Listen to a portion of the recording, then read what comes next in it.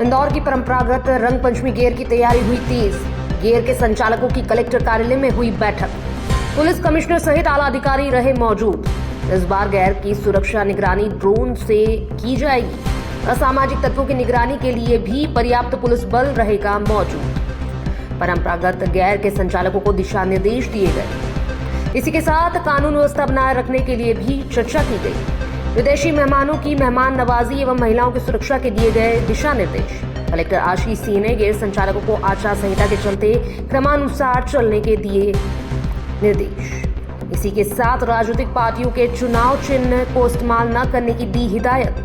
विदेशी मेहमानों के गेर देखने हेतु व्यवस्था सुनिश्चित की जाए के दिए आदेश। पुलिस कमिश्नर राकेश गुप्ता ने पूरी कानून व्यवस्था को लेकर मीडिया से चर्चा की। प्रशासन के द्वारा गेर समिति का सबकी जो रूट तय मार्ग पे चर्चा होना थी।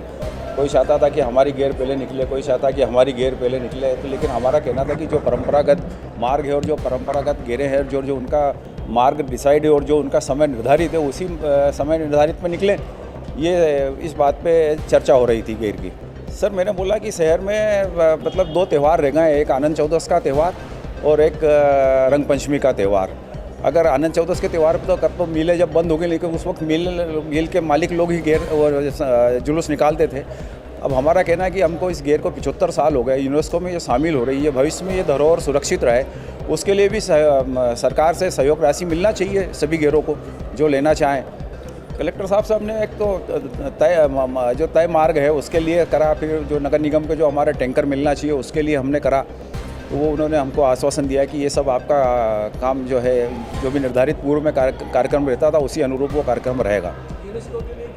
यूनेस्को के लिए हमने उन्होंने भी बोला आज भी कि जब जाटव साहब ने एक प्रक्रिया चालू करी थी तो शायद 2 साल के बाद वो होता है। पिछली बार गरबे का शायद यूनेस्को के अंदर वो शामिल हुआ, अगले साल वो वापस ट्राई करेंगे ताकि यूनेस्को में शामिल है। क्योंकि जाटव साहब के टाइम जो है पूरे विदेशी मेहमानों के लिए कुछ जगह निर्धारित कर दी गई थी जहाँ पे विदेशी मेहमान बैठ के और उस गेर को देखते।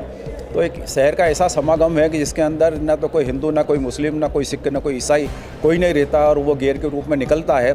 और रईस से रईस आदमी, गरीब से गरीब आदमी और मध्यम वर्गीय आदमी भी इस गेर के अंदर शामिल होता है। पहचान में ही नहीं आता कौन है। ये एक ऐसा समागम है कि जिसकी आप कल्पना नहीं कर सकते। 3-4 घंटे शहर जो है पूरा मदहोश रहता है और मस्ती के आलम में घूमता है। और ऐसा ही होना चाहिए शहर के अंदर। ये एक स्वच्छ वातावरण है और शहर के अंदर ऐसा गैदरिंग जो है बहुत मतलब जिसके पीछे एक 75 साल की नींव है। तो हम सब जो है, अभिमन्यु मिश्रा है, राजपाल जोशी है, कमलेश खंडेलवाल है, हम सब मिलकर इस गेर को निकालते आ रहे हैं और ये गेर परंपरागत निकलती रहे, ऐसा हमारा प्रयास है। 6 गेरें रहती है, एक फाग यात्रा रहती है जिसमें सूखे रंग की गेर निकाली जाती है और ये जो हमारी जो गेरें निकलती है ये जो है वो गीले रंग से खेली जाती है। और गीले रंग के जब आदमी सरोबार हो जाता है तो उस गेर का मजा ही अलग रहता है। देखिए, गैर आयोजकों के साथ में आज एक संयुक्त बैठक करी गई थी और उसमें उनकी तरफ से जो कुछ बिंदु और सुझाव आए हैं उन पे भी हम लोग काम करेंगे। बहुत ही हर्षोल्लास के साथ में लेकिन शांतिपूर्ण ढंग से गैर निकाली जाए, इस हेतु हम लोग प्रयासरत हैं। चूँकि आचार संहिता भी प्रभावशील है, इसीलिए किसी तरीके के राजनीतिक चिन्हों का उपयोग न हो ये भी ध्यान में रखा जाए, ये भी बैठक में बताया गया है। कुछ क्रम को लेकर परिवर्तन है जिस संबंध में सभी आयोजक सहमत थे, इसलिए क्रम भी जो है वो किया गया है, चेंज किया गया है। जो 6 गेर हमारी निकलती हैं उन सभी के साथ में एक नोडल के रूप में पुलिस का अधिकारी और एक नगर निगम का अधिकारी रहेगा, जिससे कि अगर कोई इस प्रकार की अवस्था वहाँ पर दिखाई पड़ती है तो तत्काल उसका समाधान किया जा सके। हम लोग CCTV और ड्रोन का भी काफ़ी उपयोग करेंगे और अगर कोई ऐसा व्यक्ति, जैसा पूर्व में घटनाक्रम हुआ था कि कोई चाकू के साथ में एक व्यक्ति देखा गया था, अगर इस प्रकार की कोई घटना पाई जाएगी तो सीधा उसका NSA किया जाएगा, रासुका किया जाएगा। ये भी बैठक में निर्देश दिए गए हैं।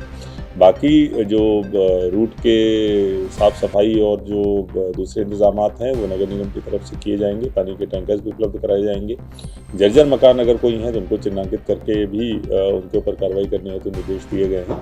हमारी टीम पूरी तरीके से तैयार है। हमेशा जैसा परंपरागत ढंग से गैर निकलती है उतनी ही भव्य हर्षोल्लास के साथ गैर इस बार भी निकाली जाएगी। देखिए, अभी हम लोग जितने भी रूट पर कुछ इस प्रकार के घर पड़ते हैं जो अपना स्थान देने को तैयार हैं, जहां पर आके व्यक्ति देख सकें, इस हेतु विकल्प एक ज़रूर लेके आ रहे हैं और इससे तो सबसे बात भी करी जाएगी, आइडेंटिफिकेशन भी किया जाएगा। जो कोई भी उसकी बुकिंग कराएगा उसको हम लोग ये जो सुविधा है वो मुहैया कराएंगे। देखिए, अनुदान हेतु मांग करी गई है, क्योंकि अभी आचार संहिता प्रभावशील है, अतः अभी ये नहीं हो सकता। इस मांग को आगामी वर्षों के लिए अवश्य ही प्रयास किए जाए। असामाजिक तत्व अगर इसमें शामिल हो जाते हैं उसके खिलाफ भी हमारी कार्रवाई रहेगी। और सुबह से हमारी चेकिंग रहेगी। चेकिंग में हम लोग शराब पी कर घूमने वाले व्यक्तियों के खिलाफ भी हम लोग अपने तरह से लाइव को चेक करते हैं, उनके खिलाफ भी कार्रवाई सुनिश्चित करेंगे। कुल मिलाकर उज्जैन की रिवॉर्ड की बड़ी उज्जवल और इस बुजुर्ग परंपरा को करने से उल्लास की कोशिश हुई है। सभी लोग अपना उल्लास करने का प्यार मना सकें, इसके लिए पुलिस तत्पर है और हमारे सारे अधिकारी सभी अपना के साथ सुरक्षित उल्लास से भरपूर कितना ड्रोन से भी निगरानी रखी जाएगी? बिल्कुल सही है। इस बार हम लोग ड्रोन से निगरानी भी रख रहे हैं। ड्रोन से हमारा पीए सिस्टम भी रहेगा और कुल मिलाकर सुरक्षा की सीसीटीवी भी हमारे पूरे रूट पे रहेंगे। हमारे सिविल में हम लोग अपने एक बार बड़ी संख्या में लोगों को लगा रहे हैं जो इस तरह के असामाजिक तत्व जो लोगों को वहाँ परेशान करते हैं, उनके खिलाफ हम लोग कार्रवाई करेंगे। तो आज चर्चा भी हुई है सभी गैर संचालकों के साथ, तो एक अच्छा वातावरण के साथ क्या मैसेज देना चाहिए सर? पब्लिक को मेरा यही मैसेज है कि उल्लासपूर्ण गैस का ध्यान है और जो असामाजिक तत्व है उनको मेरा मैसेज है कि उनको हम कड़ी से कड़ी कार्रवाई करेंगे और कानून भी रहेगा।